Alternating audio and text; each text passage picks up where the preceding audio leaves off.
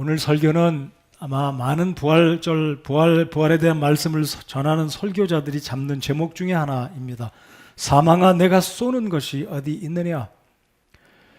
고린도전서 15장이 부활장인데 오늘 이 말씀으로 우리 예수님이 부활하신 그 의미를 다시 새기면서 어려운 때를 힘내서 살아가는 저와 여러분 모두가 되기를 바랍니다.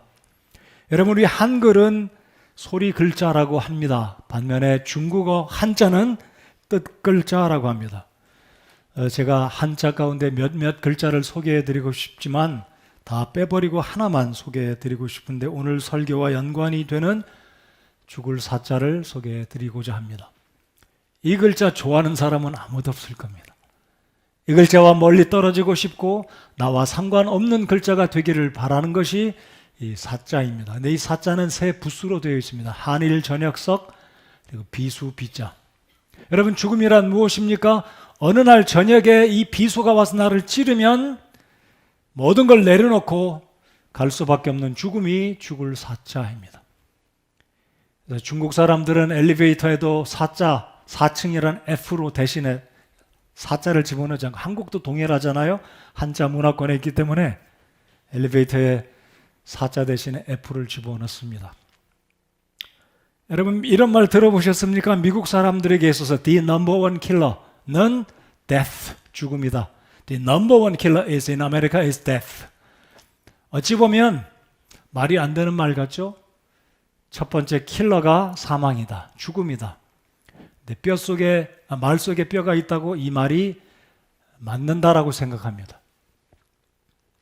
여러분, 하나님 말씀에도 히브리서 9장 27절을 보면 한 번 죽는 것은 사람들에게 정해진 것이요 이것 뒤에는 심판이 있다라고 말씀하시면서 이 죽음은 아무도 건너갈 수 없고 회피할 수 없는 문제가 죽음의 문제입니다. 이것이 결국은 죄를 지은 모든 인생의 운명입니다.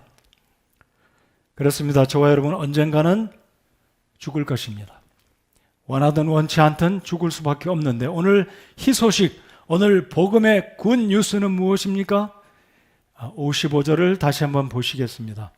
오 사망아, 너의 쏘는 것이 어디 있느냐? 오 무덤아, 너의 승리가 어디 있느냐라고 말씀합니다. 오 사망아, 너의 쏘는 것이 어디 있느냐?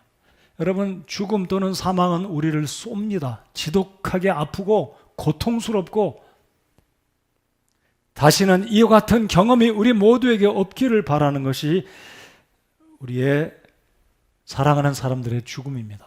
우리는 아직 죽어보질 않았기 때문에 죽음의 순간이 어떠한지 잘 느끼지 못하지만 죽음을 맞이한 우리의 가족들, 사랑하는 지인들을 바라보았을 때 죽음은 분명히 우리가 알 수 있는 것은 죽음은 쏘는 것입니다.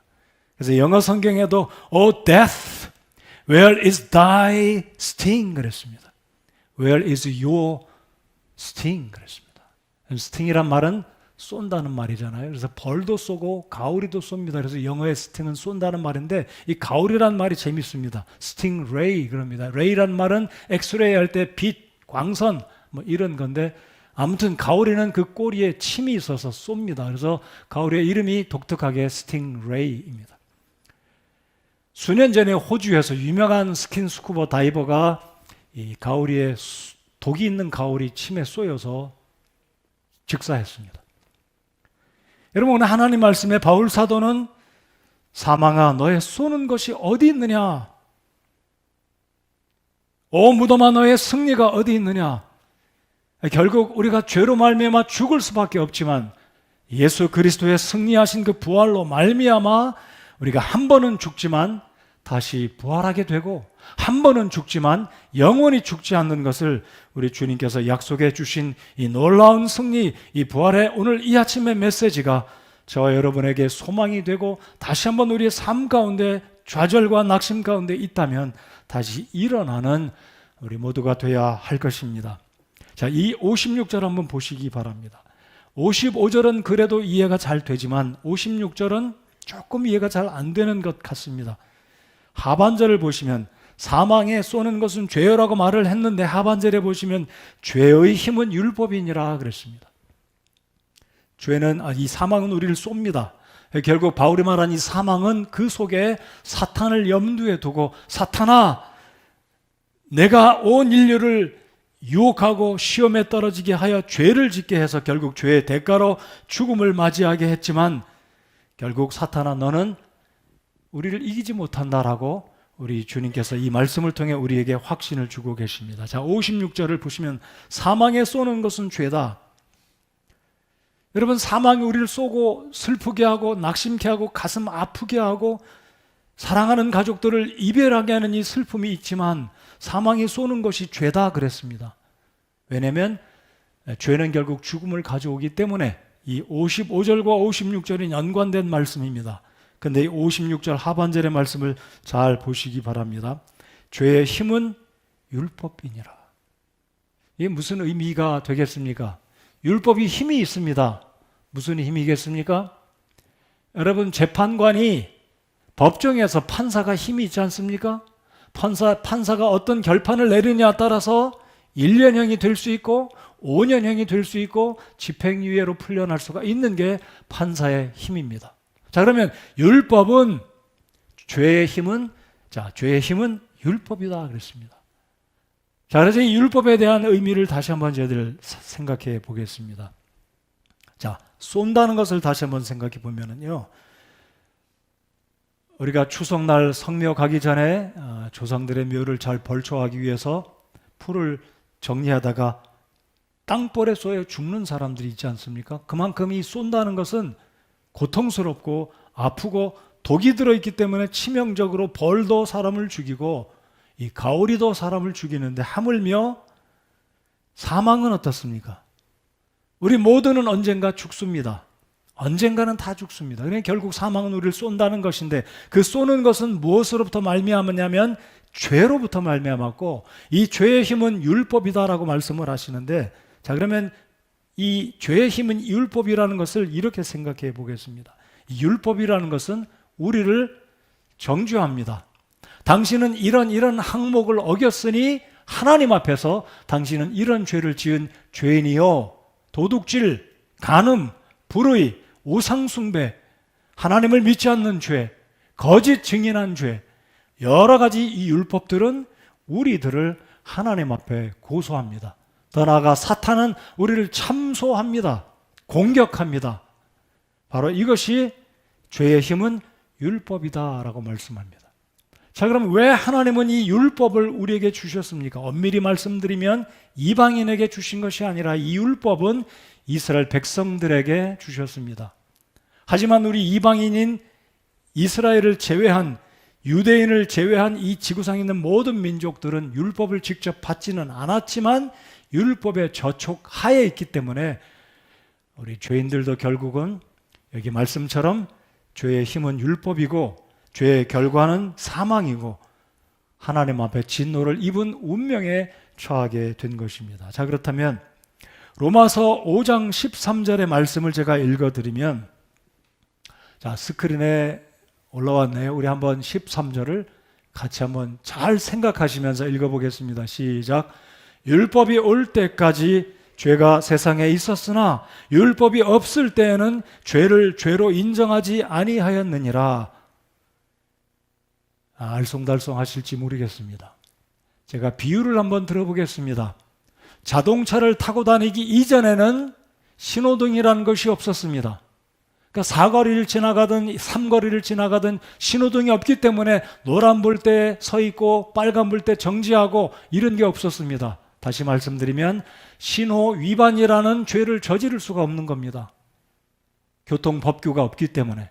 그러나 법규가 세워지고 나서 노란불인데 건너간다든지 빨간불인데 건너가면 딱지를 떼게 되고 빨간불에 사고가 나면 가중처벌로 엄중한 처벌을 받는 것이 법규입니다. 그러니까 법규가 제정됐을 때 위반하면 해당이 되는 게 가중처벌이고 위법자가 되는 겁니다. 그러니까 하나님이 율법을 주심으로 말미암아 율법 수백 가지의 죄가 우리에게 드러나게 되는 겁니다. 그래서 이 말씀을 제가 다시 한번 읽어보면, 율법이 올 때까지 하나님께서 이스라엘 백성들에게 율법을 주시기 전까지는 죄는 여전히 있었습니다. 간음죄, 살인죄, 도둑질한 죄, 탐심의 죄, 우상숭배의 죄, 온갖 죄들은 여전히 있었지만, 이 말씀을 보시면 율법이 없을 때에는 죄를 죄로 인정하지 아니하였느니라. 위법이 아니라는 겁니다. 죄의 모습, 죄의 행위는 여전히 있지만 하나님이 당신 이런 죄 졌다, 율법이 너 이런 죄 졌다라고 말할 수 있는 근거가 없다는 것입니다. 하지만 율법이 존재하면서 죄가 드러나고, 이 율법은, 죄의 힘은 우리를 향해서 하나님 앞에 불의를 저질렀다, 죄인이다 라고 고발하게 되는 겁니다. 자, 그래서 로마서 5장 20절에는 또한 이런 말씀이 있습니다. 또한 율법이 들어온 것은 범죄가 넘치게 하려 함이거니와 죄가 넘친 곳에 은혜가 더욱더 넘쳤나니. 우리 한 번 더 이 말씀 읽어보실까요? 예, 알쏭달쏭할 수도 있겠습니다. 한번 같이 읽겠습니다. 시작. 또한 율법이 들어온 것은 범죄가 넘치게 하려 함이거니와 죄가 넘친 곳에 은혜가 더욱더 넘쳤나니. 이 말씀 한 구절 속에 왜 하나님의 은혜를, 이 율법을 주셨는지 답이 들어 있습니다. 하반절을 잘 보시면, 율법이 들어온 것은 범죄가 넘치게 하려 합니다.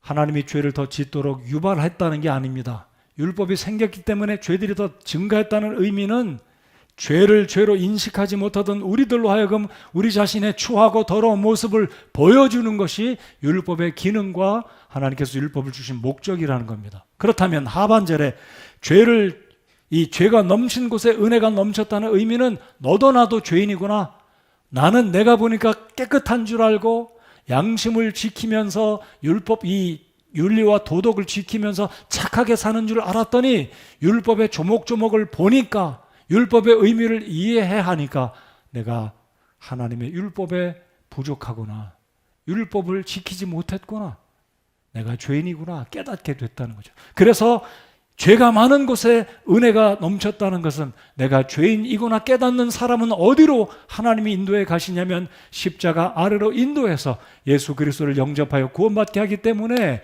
죄가 넘친 곳에 은혜가 넘쳤다고 하나님이 말씀하신 것입니다. 이해가 되셨죠? 대답 안 하시면 저도 입 다물고 가만히 있을까요? 이게 바로 하나님의 은혜라는 겁니다. 자, 그러니까 율법은 하나님이 우리를 공격하고 정죄하고 사망으로 떨어뜨리기 위해서 주신 것이 아니라 우리로 하여금 죄인됨을 보게 하고 십자가의 그 사랑 앞에 나아가도록 인도하여 가시는 것. 그래서 이것을 갈라디아에서는 율법 선생이다, 몽학 선생이다라고 말씀한 것입니다. 우리로 하여금 하나님의 은혜의 길로 십자가로 이끌어 가도록 하나님이 율법을 통해서 깨닫게 해주시는. 그래서 여러분, 우리가 복음을 전하다 누군가에게 우리 모두가 죄인이요, 나도 죄인이고 당신도 죄인이요 라고 말하면, 내가 왜 죄인이요? 나 착하게 살았어. 죄인됨을 부정하는 사람이 있습니다. 둘 중에 하나라고 생각합니다. 양심을 속이거나 아니면 하나님 앞에 이 말씀의 깊은 의미를 깨닫지 못하고 죄를 보지 못했기 때문에 무지해서, 아니면 정말로 착하게 살거나.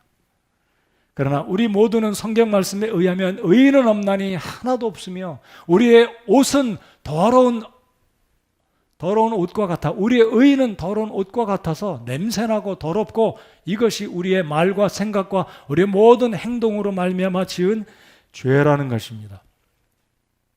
그래서 로마서 3장 20절의 말씀에, 그러므로 율법의 행위로는 어떤 육체도 그분의 눈앞에서 의롭게 될 수 없나니 율법으로는 죄를 알게 되느니라. 율법으로는 죄를 알게 되고, 그 다음 넥스트 스텝은 하나님 앞에 나아가도록 함이 하나님의 은혜와 자비와 사랑인 것입니다. 자, 그러면 다시 말씀드립니다. 율법은 우리를 구원할 능력이 없습니다. 율법은 단지 거울과 같습니다. 여러분, 우리가 거울을 보면 화장이 잘못됐고 머리가 흐트러졌고 단추가 제대로 끼워지지 않은 줄 볼 수 있지만, 거울 자체가 우리를 수정해 주는 능력은 없습니다. 단지 보여주기만 합니다. 이것이 율법의 기능입니다. 또한 우리가 알아야 될 것은, 나 스스로 율법을 준수하고 율법을 지켜서 하나님의 그 기준에, 하나님의 요구하시는 그 명령에 내가 다 이루어가겠다. 그래서 나는 하나님 앞에 당당하게 죄를 용서받고 내 노력으로, 내 열심으로 구원받아야 되겠다. 그런 생각, 꿈도 꾸지 말아야 합니다. 왜냐하면 그런 사람은 아무도 없습니다.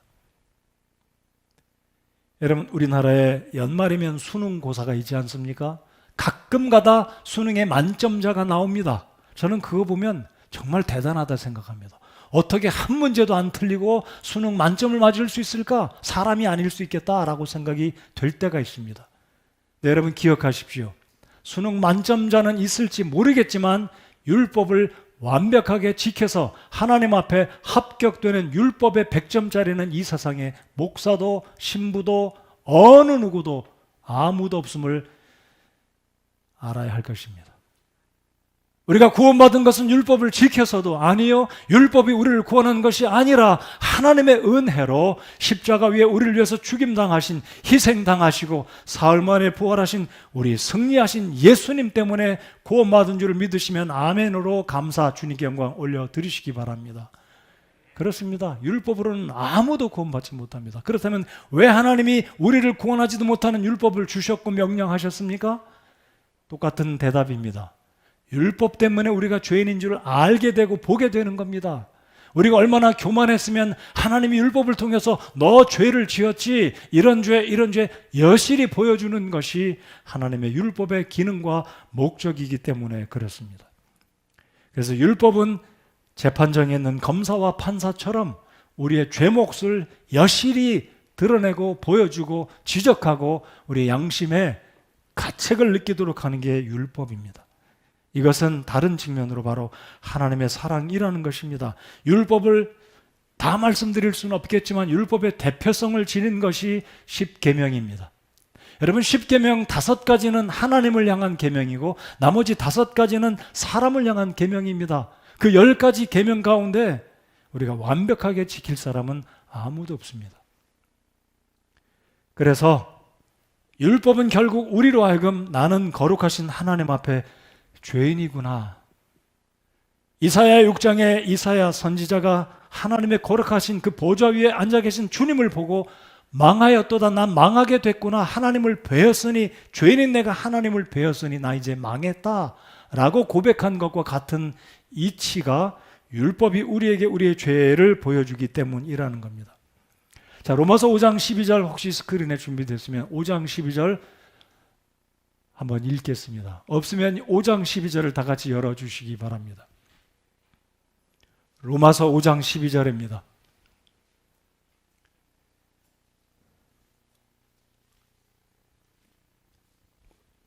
자, 5장 12절 다 같이 읽겠습니다.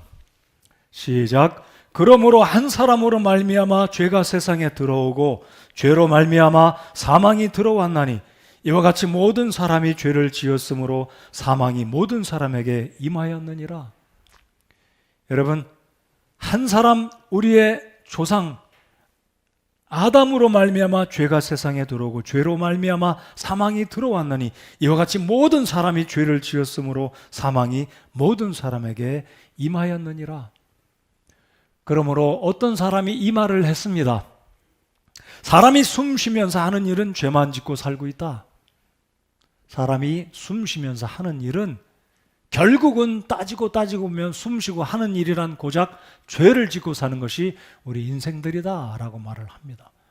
제가 10분 공감하고 동의합니다. 우리 모두는 하나님 앞에 착하고 의롭고 바르게 하나님 말씀을 좇아서 살고 있기도 하지만 결국 죄성을 지닌 아담의 후손들, 모든 세상 사람들은 결국 숨쉬고 하는 일은 죄만 짓다가 때가 되면 죄값인 죄의 대가로 죽음을 맞이할 수밖에 없는 것입니다. 자, 그런데 오늘 우리가 알아야 될 한 가지 사실을 제가 또 알려드리겠습니다. 율법은 우리의 죄를 보여주고 지적하고 하나님 앞에 우리를 고발하지만, 사탄은 우리의 죄를 참소하지만, 궁극적으로 우리가 지옥에 가는 것은 무엇 때문에 지옥에 갑니까? 불신 때문에 지옥에 갑니다. 예수 그리스도를 거절했기 때문에, 또 다른 측면에 우리가 알아야 할 한 가지는 내가 죄를 짓기 때문에 죄인이 아니라 죄인으로 태어났기 때문에 죄를 진다는 사실을 인정해야 합니다. 다시 한번 말씀드릴까요? 내가 죄를 지으니까 죄인이 됐다가 아니라 죄인이기 때문에 죄를 지을 수밖에 없다는 것입니다. 바로 그것이 로마서 5장 12절 성경적인 이 죄에 대한 정확한 개념, 정확한 이유를 하나님이 말씀해 주고 있는 것입니다. 자, 그러면 죽음에 대한 사실 세 가지를 말씀드리겠습니다. 여러분 성경을 잘 보시면 죽음은 모두 세 종류가 있습니다. 첫 번째는 생물학적인 죽음이요, 둘째는 영적인 죽음이요, 셋째는 영원한 죽음으로 하나님으로부터 영원한 분리가 성경에서 말하는 둘째 사망, the second death, 두 번째 사망입니다. 자, 보십시오. 첫 번째 생물학적인 죽음, 우리의 몸의 죽음은 무엇이냐면 야고보서 2장 26절에 의하면 영이 없는 몸이 죽은 것 같이, 영이 없는 몸이 죽은 것 같이, 일반적으로 사망 진단은 심장이 멈추었을 때, 뇌가 죽었을 때 의학적인 진단으로 죽었다라고 선고합니다. 의사가 사망 진단을 하면 3일 만에 시신을, 장례를 치르게 되는 순서를 밟습니다. 자, 그러나 성경은 말씀하시기를 첫 번째 죽음은 생물학적인 죽음을 말하는 게 아니라, 물론 생물학적인 죽음인데 약간 의학적인 구분과는 달리 우리 몸에서 영이 나가버릴 때 그것을 가리켜서 성경은 죽음이다라고 말을 합니다. 아마 의학적인 죽음이나 성경이 말하는 영이 몸에서 나가는 죽음이나 유사한 것이다. 생물학적인 죽음, 첫 번째는 기억하시고, 두 번째 죽음은 영의 죽음으로 이사야 59장 2절을 보면 오직 너희 불법들이 너희와 너희 하나님 사이를 갈라놓았고 너희 죄들이 그분의 얼굴을 너희에게 숨겼으므로 그분께서 듣지 아니하시리라. 영적인 죽음, 영의 죽음을 말씀합니다. 자, 이제는 에베소서 2장 1절을 우리 다 같이 한번 스크린에 떠 있는 하나님 말씀 같이 읽어보겠습니다. 시작. 또 그분께서 범법과 죄들 가운데서 죽었던 너희를 살리셨도다. 제가 다시 한번 읽어보겠습니다. 또 그분께서 저와 여러분을 범법과 죄들 가운데서 죽었던 너희를 살리셨도다. 여러분 구원 받으셨습니까? 여러분 구원 받으셨어요? 이 말은 저와 여러분은 언젠가는 죽었었다라는 거예요. 우리 몸은 여전히 살아있습니다. 한 번도 죽지 않았습니다. 어떤 경우는 굉장히 센세이션한 사건들, 죽었다가 살아난 사람이 있습니다. 관에서 튀어나온 사람들이 있습니다. 그러나 우리는 몸으로 죽지는 않았습니다. 그러나 우리 영이 죽었었습니다. 죄로 말미암아, 불신으로 말미암아 하나님의 영적인 그 관계가 단절돼서 죽었습니다. 제가 여러분과 지금 이게 있잖아요. 볼 수는 있지만 우리 사이에는 지금 뭔가 있어요. 하나님과 우리 사이에 죄로 말미암아 우리가 죽었었다는 것입니다. 근데 하나님 말씀하시기를 범법과 죄들 가운데서 죽었던 너희를 살리셨도다. 여러분 다시 믿음으로 구원받고 죄 용서받고 영적인 내 영이 죽었지만 살아나와서 구원받았다고 믿으십니까? 우리는 살아난 자들입니다. 에베소서 2장 5절 말씀을 제가 또 읽어드리면 심지어 우리가 죄들 가운데서 죽었을 때에 보십시오. 죄들 가운데서 죽었을 때에 우리를 그리스도와 함께 살리셨고 주님과 함께 우리를 살리셨습니다. 괄호 안에 보시면 너희가 율법으로 구원받은 것이 아니라 행위로 구원받은 것이 아니라 너희가 은혜로 구원을 받았느니라. 아멘. 바로 이것이 두 번째 사망.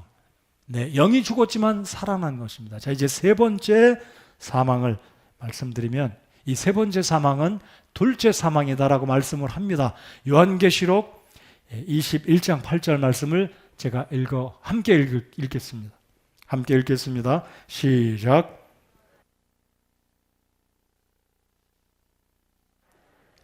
살인자들과 음행을 일삼는 자들과 마법사들과 우상 숭배자들과 모든 거짓말쟁이들은 불과 유황으로 타는 호수에서 자기 몫을 받으리니 이것은 둘째 사망이니라. 여러분 21장 8절에 제가 부언을 해서 설명을 드리고 둘째 사망에 대해서 말씀을 드리겠습니다. 여러분 21장 8절을 잘 보시면 거짓말쟁이들이 지옥에 간다, 가증한 자들, 음행을 일삼는 자들, 두려워하는 자들, 믿지 않는 자들 지옥에 간다라고 말씀을 하고 있는데, 이 말씀을 간략해서 말씀드리면 지옥에 떨어지는 이유는 거짓말 때문이 아닙니다. 살인 때문이 아닙니다. 지옥에 떨어지는 이유는 정확하게 함축해서 성경적으로 말씀드리면 예수 그리스도를 불신하기 때문에 하나님의 구속의 은혜와 상관없이 지옥에 떨어지는 것입니다. 아무튼 이것이 성경에서 말하는 둘째 사망입니다. 자, 그러니까 둘째 사망은 모든 사람들이 육신적인 생물학적인 죽음을 맞습니다. 그리고 하나님 앞에 심판의 부활로 다시 살아나서 하나님의 흰 보좌 앞에 서서 죄들에 대해서 낱낱이 심판을 받고, 그리고 여기 21장 8절의 말씀처럼 유황으로, 불과 유황으로 타는 호수에 떨어져서 영원한 자기 몫을 받으리니 이것은 둘째 사망이니라. 둘째 사망은 그러니까 하나님으로부터 영원한 그리고 영원한 분리를 말씀합니다. 저와 여러분은 일순간 한 번 하나님과 분리된 적이 있었습니다. 그것이 내 영의 죽음이었습니다. 그러나 주님의 은혜로 구원받아서 내 영이 살아났고, 에베소서 2장 1절 5절 말씀처럼 다시 살아서 그리스도 안에서 하나님과 연합돼서 주님의 지체가 돼서 함께 지금 자라가고 있고, 그리스도의 장성한 분량에 지금 나아가고 있습니다. 이것이 우리의 성숙을 향해 나아가는 성화의 과정입니다.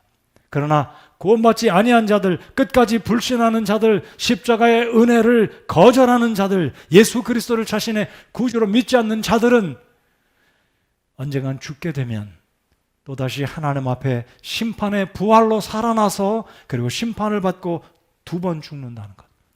이것을 가리켜서 성경은 둘째 사망이다 라고 말씀을 합니다. 자, 그러면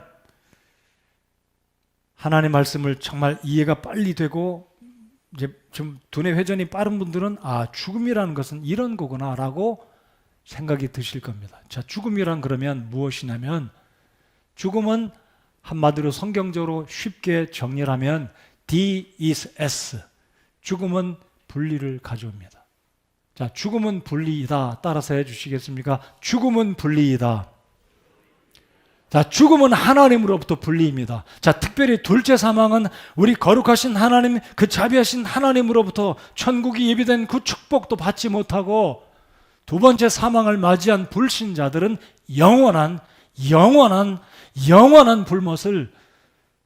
불못에서 하나님으로부터 분리되는 것입니다. 우리는 한때는 하나님과 분리되었었습니다. 그러나 하나님의 은혜로 회개하고 예수님을 나의 구주로 영접함으로 하나님과 다시 우리 예수님과 함께 화목해서 주의 자녀가 되었습니다. 하나님의 자녀가 되었고 예수님의 제자가 된 줄 믿으시면 아멘 하시기 바랍니다. 그러므로 죽음은요, 분리를 가져옵니다. 이 땅에서 사는 동안 사랑하는 가족들과 잠시 분리됩니다. 이게 바로 사망에 쏘는 지독한 고통과 아픔과 슬픔입니다. 자, 그런데 감사드리는 것은 오늘 하나님 말씀하시기를 사망아 너의 쏘는 것이 어디 있느냐, 무덤아 너의 승리가 어디 있느냐. 사망에 쏘는 것은 죄요, 죄의 힘은 율법이니라.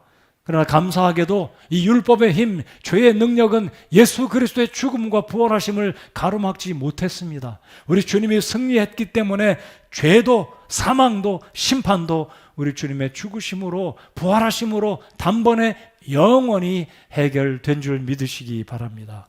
자, 57절 다 같이 읽겠습니다. 함께 읽겠습니다. 시작. 그러나 우리 주 예수 그리스도를 통하여 우리에게 승리를 주시는 하나님께 감사하노라.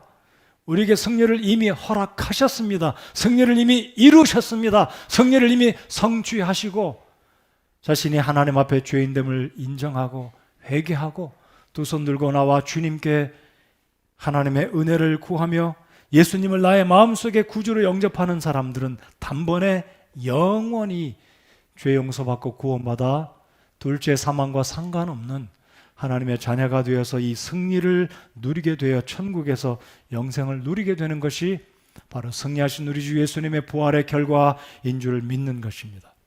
자, 우리 고린도전서 15장 앞부분으로 잠깐 넘어가 보시겠습니다.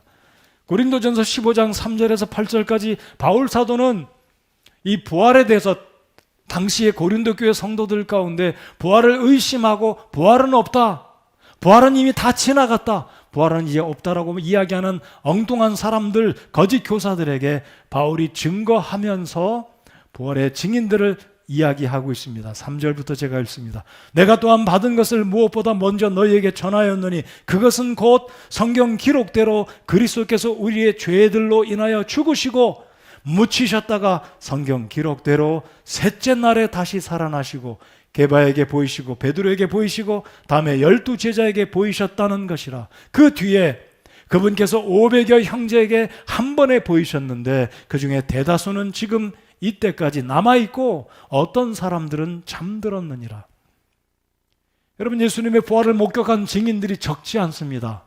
500명 가운데 일시에 주님이 보이셨는데 그 중에 일부는 죽었고 일부는 바울 사도가 이 글을 고린도 서신을 쓸 때 아직도 살아있다, 부활의 증인들이 한둘이 아니다라는 이야기를 실제로 바울이 펜으로 먹으러 써서 기록하고 있다는 겁니다.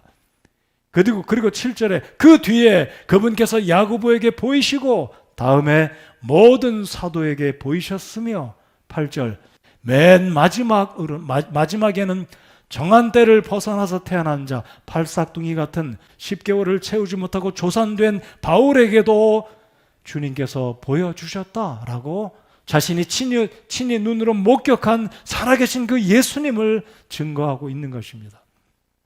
그런데 고린도전서 15장에 보면 너희들 가운데 왜 말하기를 죽은 자의 부활이 어떻게 가능하냐라고 의심하는 자들을 향해서 바울은 지금 변증하고 있는 것입니다.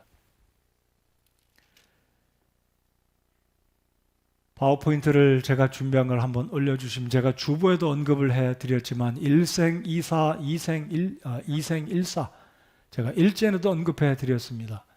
일생 즉 이사요, 이생 즉 일사다.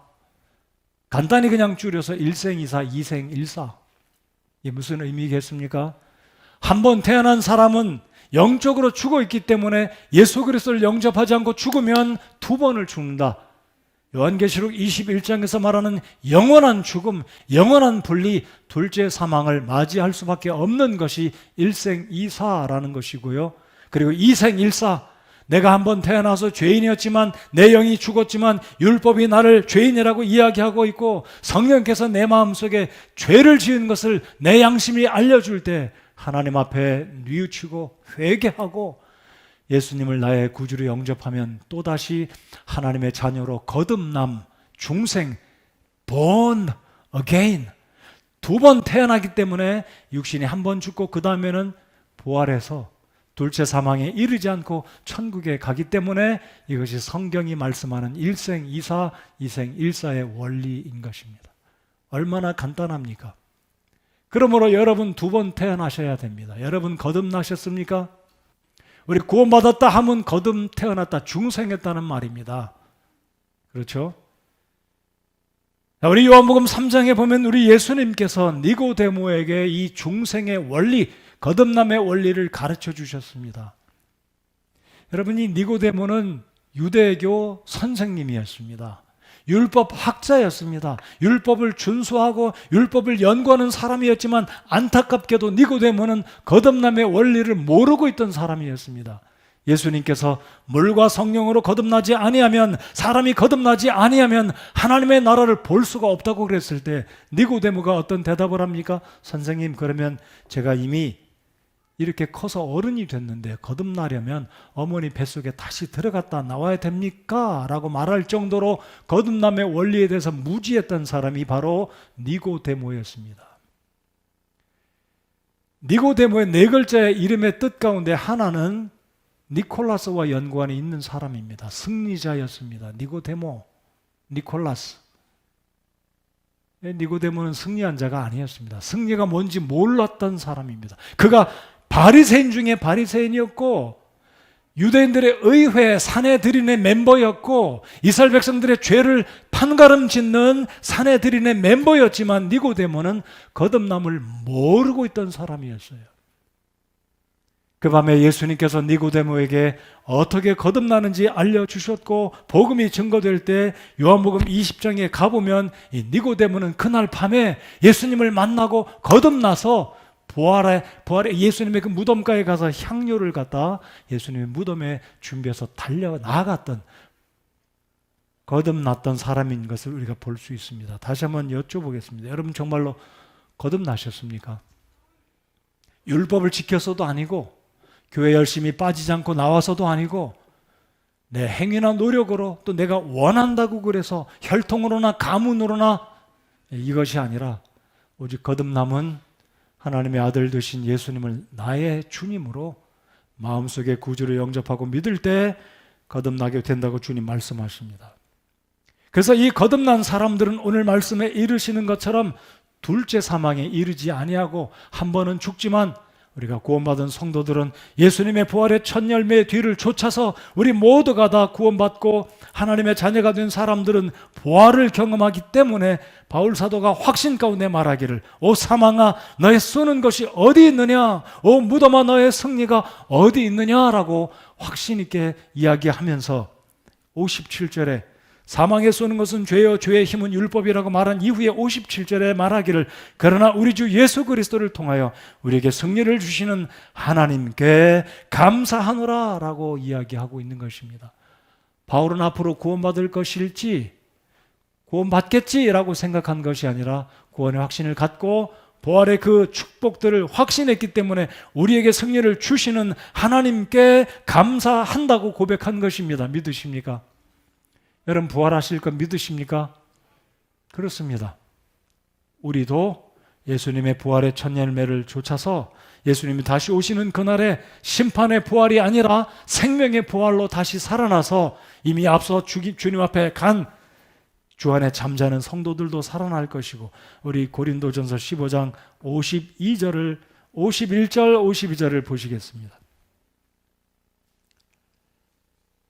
50절부터 54절까지 교독하겠습니다. 제가 50절 읽고 여러분이 51절 교독하겠습니다. 형제들아 이제 내가 이것을 말하노니 살과 피는 하나님의 왕국을 상속받을 수 없으며 또한 썩는 것은 썩지 않는 것을 상속받지 못하느니라. 보라 내가 너희에게 한 가지 신비를 보이노니 우리가 다 잠자지 아니하고 마지막 나팔 소리가 날 때에 눈 깜짝할 사이에 순식간에 다 변화되리라. 나팔 소리가 나매 죽은 자들이 썩지 아니할 것으로 일어나고 우리가 변화되리니 이 썩을 것이 반드시 썩지 아니함을 입고 이 죽을 것이 반드시 죽지 아니함을 입으리로다. 그리하여 이 썩을 것이 썩지 아니함을 입고 이 죽을 것이 죽지 아니함을 입을 때에는 기록된 바 사망이 승리 가운데 삼켜졌도다 하신 말씀이 성취 되리라. 오 사망아 너의 쏘는 것이 어디 있느냐, 오 무덤아 너의 승리가 어디 있느냐. 제가 10시 예배 때도 그런 말씀을 드렸어요. 제가 잘 모르지만 어떤 지방에서는 이 썩을 놈아 그렇잖아요. 죄송합니다. 근데 이 썩을 놈아 말하는 게 굉장히 성경적이에요. 성경에 그러잖아요. 보십시오. 53절에 이 썩을 것이 반드시 썩지 아니함을 입고 이 죽을 것이 반드시 죽지 아니함을 입으리로다. 54절 제가 읽을 때 제가 제스처를 취해 보겠습니다. 이 썩을 것이 썩지 아니함을 입고 이 죽을 것이 죽지 아니함을 입을 때에는 여러분 우리는 언젠가 썩을 겁니다.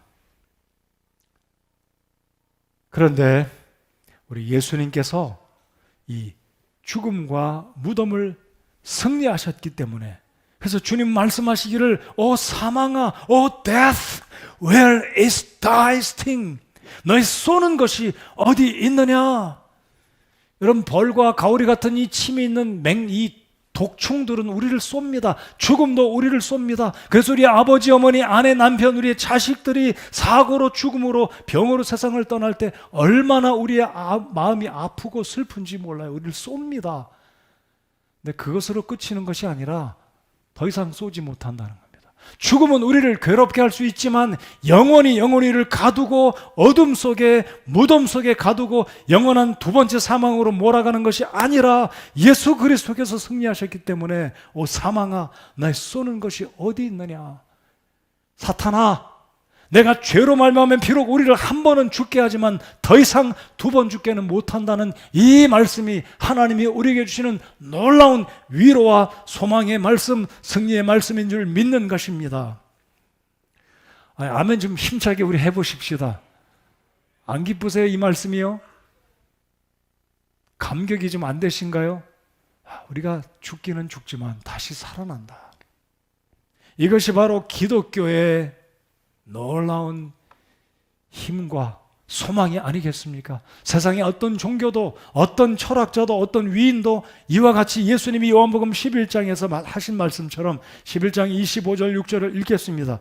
예수님께서 그녀에게 이르시되 나는 부활이요 생명이니 나를 믿는 자는 죽어도 살겠고 누구든지 살아서 나를 믿는 자는 결코 죽지 아니하리라. 이것을 내가 믿느냐? 우리 성경 한 구절을 펴서 읽어보겠습니다. 히브리서 2장 14, 5절을 열어주시기 바랍니다. 히브리서 2장 14, 5절 히브리서 2장 14, 5절 가운데 일부분을 읽겠습니다. 히브리서 2장 열어주시기 바랍니다. 2장 14절에 그분께서부터 읽겠습니다. 14절 그분께서부터 시작. 그분께서 죽음을 통해 죽음의 권능을 가진 자 곧 마귀를 멸하시고. 여러분 이 말씀을 잘 살펴보십시오. 사탄에게 하나님이 죽음의 권능을 맡겼다. 사탄은 죽음의 권능을 가진 자다라고 말씀을 합니다. 사탄이 아담과 하와를 유혹했기 때문에 결국 아담과 하와는 하나님의 말씀을 불순종했기 때문에 하나님 말씀하신 대로 이 열매를 먹을 때 내가 정녕 죽을 것이다, 반드시 죽을 것이다 하신 말씀이 이루어졌습니다. 그래서 결국 죄의 대가가 죽음이라고 성경은 말씀하시는데, 그래서 하나님의 말씀 히브리서 2장 14절에 보시면 죽음의 권능을 가진 자 곧 마귀를 우리 주님께서 멸하셨습니다.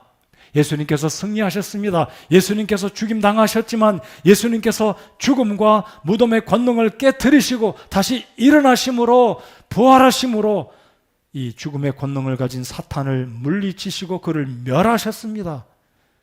우리 주님께 감사와 영광을 올려드립니다.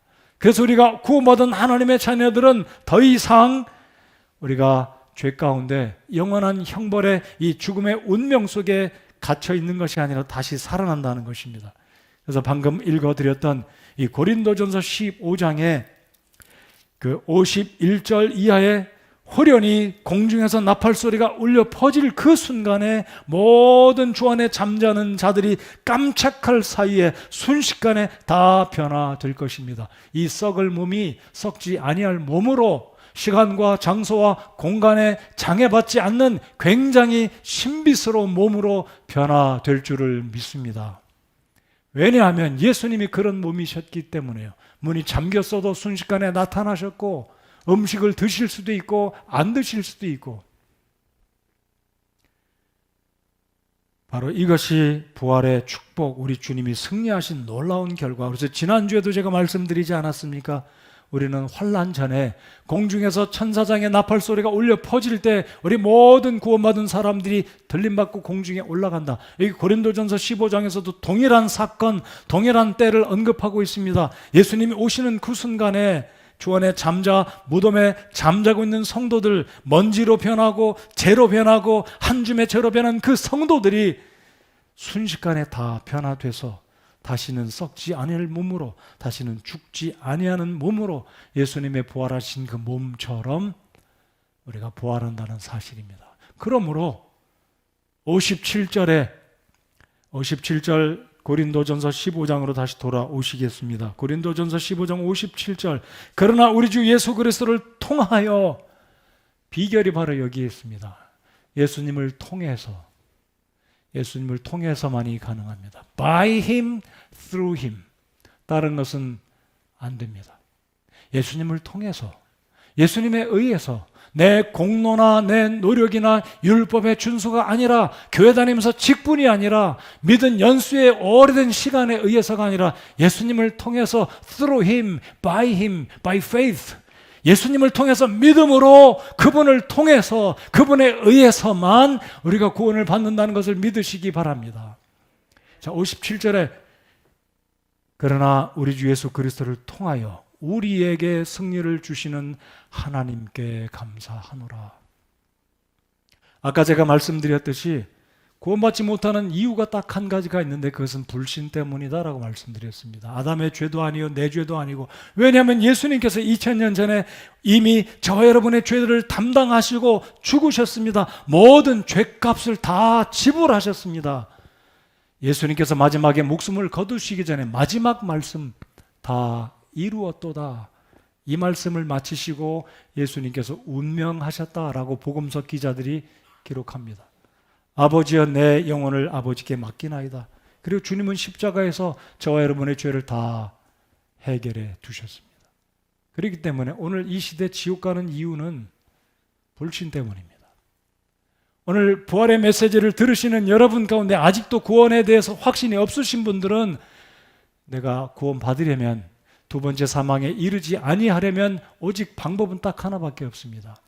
하나님 앞에 죄인됨을 인정하고 뉘우치는 마음으로, 회개하는 마음으로 주님 앞에 나와서, 주님, 나를 위해서 십자가에 못 박히시고 피 흘리시고 죽으시고 죽임 당하시고 사흘 만에 다시 부활하심을 믿습니다.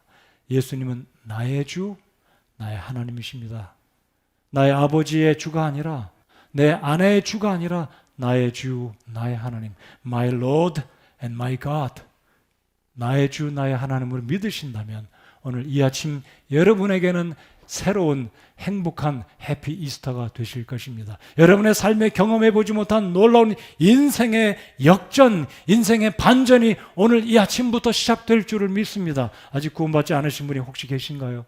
이 말씀을 들으시는 여러분 가운데 구원은 행위로 받거나 율법의 준수를 통해서 받거나 시간이 흐르면 하나님 앞에 점수를 따서 받는 것이 아니라 일순간에 회개하고 믿음으로 받는다는 사실을 이 말씀을 통해서, 그러나 우리 주 예수 그리스도를 통하여 우리에게 승리를 주시는 하나님께 감사하실 수 있는 여러분이 되시기를 바랍니다. 자, 58절 결론으로 이 말씀을 읽고 말씀을 마치겠습니다. 58절 다 같이 읽겠습니다. 시작. 그러므로 내 사랑하는 형제들아, 너희는 굳게 서서 흔들리지 말고 항상 주의 일을 넘치게 하라. 너희 수고가 주 안에서 헛되지 않은 줄 너희가 아느니라. 저 사람이 아는 게 아니라고 말씀하지 않았습니다. 내가 안다 그랬어요. 내가 구원받았고 예수 그리스도가 부활하셨음을 내가 믿을진데, 나 또한 죄로 말미암아 언젠가는 죽지만 두 번째 죽지 아니하고 생명의 부활로, 영생의 부활로 하나님 앞에 서서 예수 그리스도가 오시는 그날에 영원한 하나님의 그 복락의 나라 천국에 들어가서 주와 더불어 영원히 함께 살 것을 우리가 안다라고 말씀하신 것입니다. 그러므로 오늘 지속해서 주님이 예배하는 그 일, 지속해서 수고하고 헌신하는 그 일, 하나님의 교회를 위해서 마음을 드리고 교회를 사랑하는 그 수고들을 지속적으로 감당하는 여러분, 우리 모든 성도님들이 되시기 바랍니다. 덴마크 태상의 키에르 케고르라는 철학자가 있습니다. 저 사실 이 사람이 어떠한 말을 했고 어떤 업적을 남겼는지 잘 모릅니다. 이 사람이 쓴 책은 한 권, 죽음에 이르는 병이라는 책을 썼는데 그 책을 제가 읽어본 것도 아닙니다. 제가 이 사람의 이름을 들어본 것도, 이 사람이 쓴 죽음에 이르는 책이라는 이름을 들어본 것은 중학교 1학년 때 처음 이 사람의 이름을 들어보았습니다. 제가 다녔던 학교가 미션 스쿨이기 때문에 성경 시간에 이 사람의 이름을 들어봤고 이 사람이 쓴 책을 들어봤는데, 이 키에르 케고르라는 사람이 이런 말을 남겼습니다. 절망의 반대는 희망이 아니라 신앙이다. 그렇습니다. 절망의 반대는 일반적으로 희망인 것 같지만 예수님을 알지 못하는 사람에게는 진정한 소망, 진정한 희망은 없기 때문입니다. 진정한 희망은 믿음 안에서, 하나님 안에서, 말씀 안에서, 특별히 부활하신 예수 그리스도 안에 있다는 사실 여러분 인정하십니까? 그러므로 절망의 반대는 희망이 아니라 절망의 반대는 하나님 말씀이며 복음이며 예수 그리스도이시며 그리스도께서 부활하셨다는 이 놀라운 부활의 소식이 우리 삶의 진정한 희망이 되는 것입니다. 여러분, 코로나19로 참 어려운 때를 보내고 있습니다. 예수님께서 사망의 권세, 죽음의 형벌을 물리치시고 다시 일어나셨습니다. 우리 또한 일어날 수 있기 바라며 일어나야 하겠습니다. 좌절과 낙심과 혹시 하나님 앞에 원망과 불평이 있으시다면 오늘 이 아침에 이 말씀을 붙드시고 다시 일어나시기 바랍니다. 일어나시고 주님을 바라보며 오늘 58절 말씀처럼 그러므로 내 사랑하는 형제들아 너희는 굳게 서서 흔들리지 말고 항상 주의 일을 넘치게 하라. 너희 수고가 주 안에서 헛되지 않은 줄 너희가 아느니라 라고 말씀하십니다. 예수님 다시 살아나셨습니다. 예수님 부활하셨습니다. 우리 다 같이 고개 숙여 우리 주님께 기도하겠습니다.